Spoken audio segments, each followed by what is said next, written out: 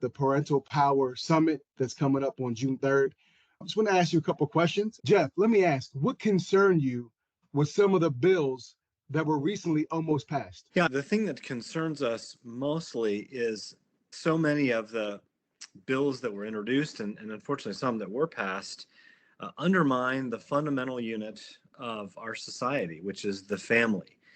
We know that kids do best when they are raised in two-parent married households with a mommy and a daddy who are in a lifelong commitment to each other. We know that that's the environment in which kids do best. And we know that because you and I, Darren, we are obviously believers. We love the Lord. We come from a Christian perspective. So we know that from the scripture. But you don't have to be a Christian to believe that and to know that. We know this from the reams of social science data that show that kids who come from those kinds of homes do better on a whole host of metrics, whether that's educational achievement or less interaction with the law, or less likely to have poverty, less likely to experience mental health issues.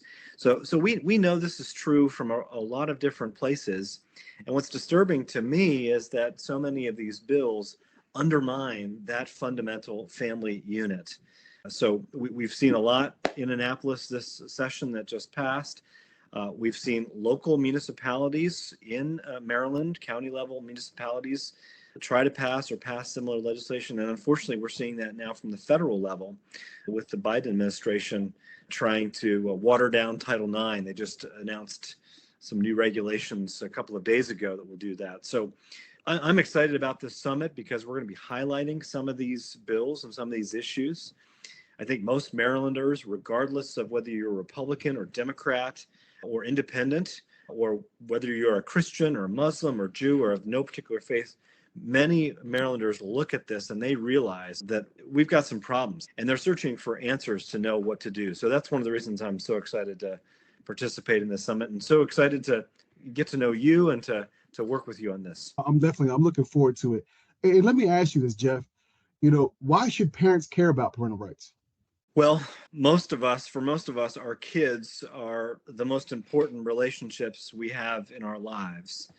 Most of us would literally do anything. We would give up our lives for our kids. And that is hardwired into us. I would say that God has hardwired that into us, into our brains. If you don't believe in God, we can make the evolutionary argument that instinct is wired into you for the propagation of the species. So either way is fine, but hardwired into every parent's mind is this love for and care for parents. And no matter how good the public school teacher, no matter how caring the social worker is, none of them love kids like parents love kids. There's something very unique and very special about a parent's love for their children. And so that's why parents look around and they see all these things happening, and there is a visceral, instinctive reaction to them. And so that's why parental rights are so important to most parents. Thank you very much, Jeff. And let me ask you, what would you say to that parent that's like, you know what, Darren, Jeff, you guys are having this event. Come on, guys. Our rights are not under attack. You guys are, maybe you're taking it too far. What would you say to that parent that feels like their rights are not under attack or there shouldn't be no concern? What would you say to that parent? Well, I would say to that parent, give it some time, because we see parental rights under attack across the country. And although in your particular school, you may not be experiencing these things, it is coming to you.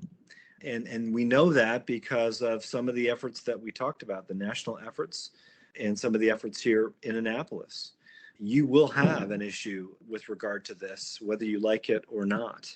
These Title IX regulations that were just issued by the Biden administration forbid you from calling a child by their biological pronouns if they don't want you to.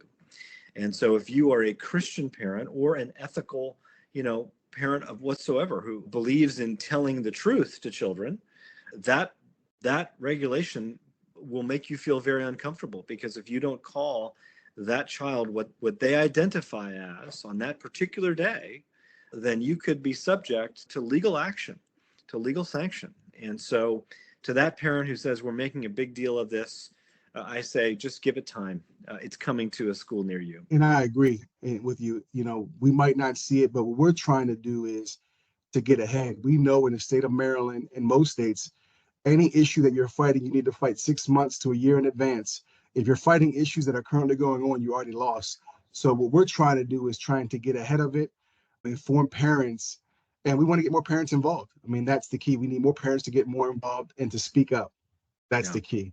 that's right. And Darren, many parents, the ones who see this as an issue, they look at it, they're concerned about it because of that instinctual concern. But many of them just don't know how to engage. They don't know what that looks like. And so we're hoping to address that issue. We're hoping to put some real specific meat on those bones and provide them with real illustrations of parents from across Maryland who've actually risen up and made a difference. So that's one of the reasons I'm so excited about this summit. I agree. We can give some directions and some resources, That's right. for parents, for sure. Let me ask you, Jeff, why did you choose to, because you're a busy man. You work, you have an organization, you do a lot in the community. What made you want to set time aside to speak at this event and share your expertise?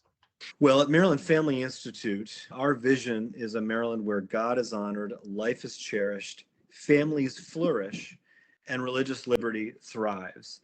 And we achieve that vision through our mission, which is engaging and equipping God's people to advance faith, family, and freedom in Maryland's capital church and culture. So a conference like this really fits very nicely in our core vision and mission. We want to see families strong. We want to see people of faith and people of no faith at all advancing freedom across the state. I just read an article in today's Baltimore Sun, a wonderful profile piece of Governor Moore's wife. And she talked about their life together in the governor's mansion in Annapolis and Government House.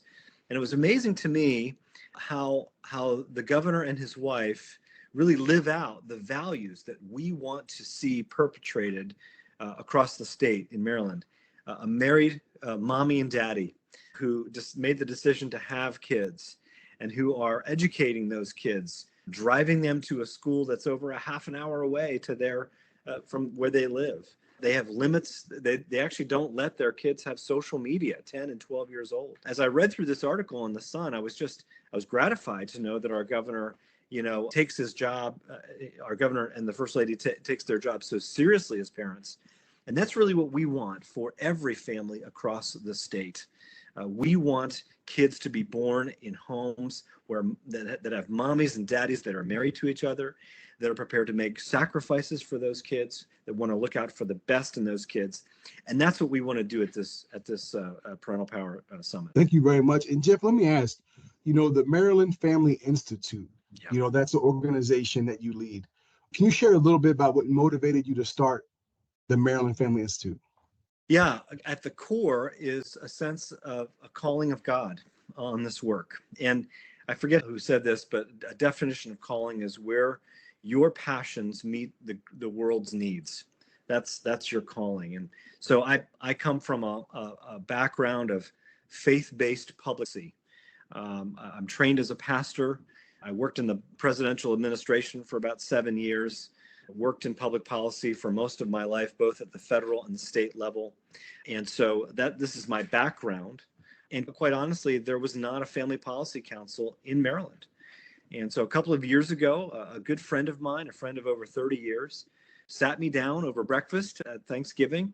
And he just asked me, Jeff, would you consider starting a Maryland Family Policy Council? And so my wife and I prayed about it. We consulted others who love the Lord about this decision, and we decided to walk forward. And thanks to the goodness of God and to the response of God's people, we were in a position where we launched the organization in November of last year. And so we're just so grateful for his call. Like you said, I was not looking for a job. I took a significant pay cut to do this work. But we're very much excited about it because we know that God has called us to this. And we know that Marylanders love their kids. Maryland families need to be strengthened.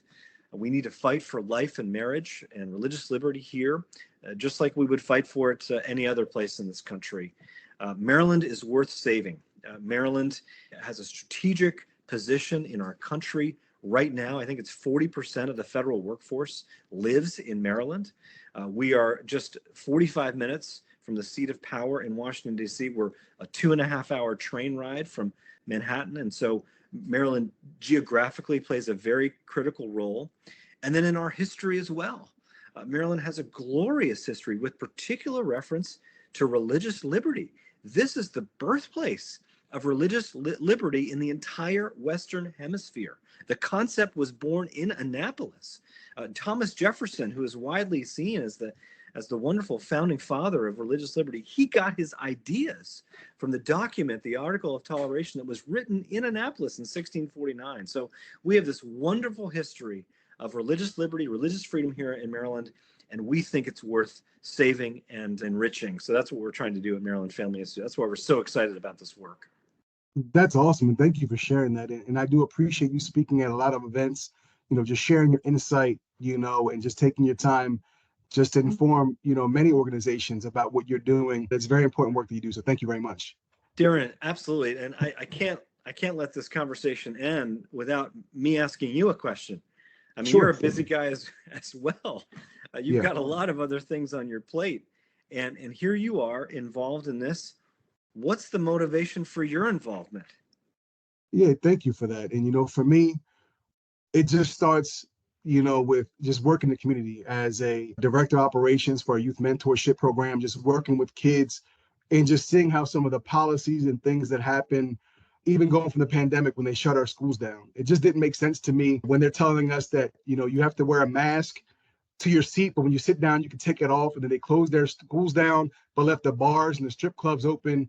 Yeah. And I was just a dad. I was just home and I was just watching this. And I can't sit back and just allow this to go. And it just didn't seem right. And as we know, it wasn't right. They shouldn't have closed their schools down. They shouldn't have put the mask, didn't do anything for us. So it got me involved in, and in speaking with kids, for me, I grew up in a low income area around some crime and things like that. But education saved my life. It allowed me to get a degree, to get a good job, to provide for my family. And I feel like we're taking that away from some children. And some of these children that might have less than, they feel like maybe they can't never be nobody or be nothing. But I feel like some of the children like myself that grew up with less, you have something in you, which is grit. And that can push you to propel you to do great things, because God gave everybody those God-given talents. We just got to bring it out and give God something to bless. So that's why I'm so encouraged. But also just some of the issues and things that I see, Jeff, I go to sleep with this. It's on my mind. I wake up, it's on my mind. And, it's time to take action. So that's what I'm doing. I'm a man of action. So even though I'm busy, I work, I have 2 kids, they play sports. I have to be a great husband, father, and I'm not perfect. Lord, I know I need to do better in some areas. Nobody's perfect. But it is important. Even on the night of event, my daughter's going to have a playoff softball game. My wife coaches. And we won a championship last year, but it's more important for me to miss that game because I need to be out here speaking, because there's so many people that speak to me, Jeff. They're afraid to speak out. They're afraid to talk.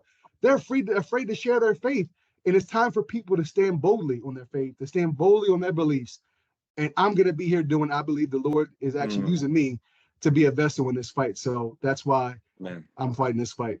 Well, thank you. But what an inspiring testimony, Darren. And just, I'm convinced, just even being in this work for a few months here, the first part of this is showing up. It's showing up. It's making the time. Just today, I happened to be published in the Baltimore Sun. I had no idea I was going to be published. A couple of days ago, the editor of the Sun, Armstrong Williams, did a wonderful column on transgenderism. Very thoughtful, charitable column talking about the issue.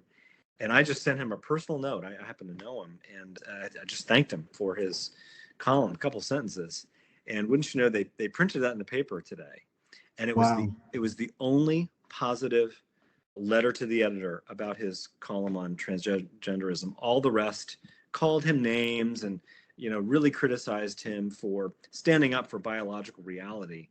But it just reminded me again, we need to just show up and express ourselves. And I agree. And at the end of the day, the loudest voice is not always right. And we all know that there's voices out there that speak very loud about things, whatever their beliefs are. We're not against anything. We're for protecting our children. We're for protecting the girls in the bathroom. We're for protecting the girls' sports. We're for making sure our children get educated while they're in school. We need to make sure that our kids not only know, most of these kids know their pronouns, but don't know how to read or write. There's a problem. So we just want to get back to the basics. We are not against anything. We're for fighting for our children, their education, and their safety. And that's why we're having this event. And I really look forward to, just having this event and just sharing the stage with you and just providing resources and direction for parents that need it. Thank you, Darren. Me too. Looking forward to it. Perfect. So everybody join us on June 3rd for the Parental Power Summit. Jeff, thank you, brother. I appreciate your time. Thank you, Darren. Thank you.